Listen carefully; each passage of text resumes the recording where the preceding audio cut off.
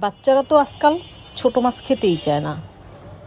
মলা মাছ, বিশেষ করে মলা মাছ, এটা তো খেতেই চায় না। এটার মধ্যে যে কত ভিটামিন এরা তো আর জানে না।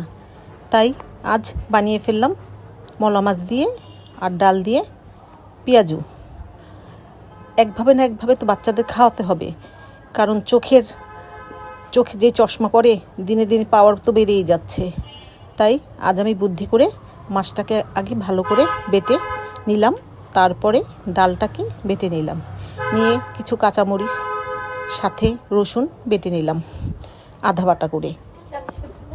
এরপরে এগুলো একসাথে ভালো করে মিক্সড করে নিলাম, সাথে কিছু ধনিয়া পাতা, আদা রসুন বাটা, একটু জিরা বাটা, লবণ দিয়ে ভালো করে মাখায় নিলাম। কারণ একভাবে না একভাবে তো খেতে হবে, না খেলে তো আর হবে না।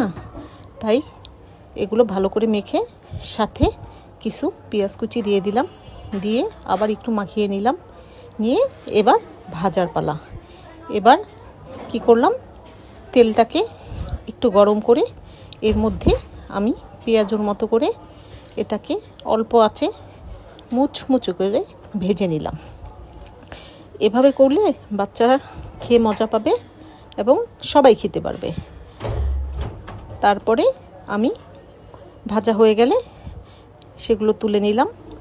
এরপরে খাওয়ার পালা।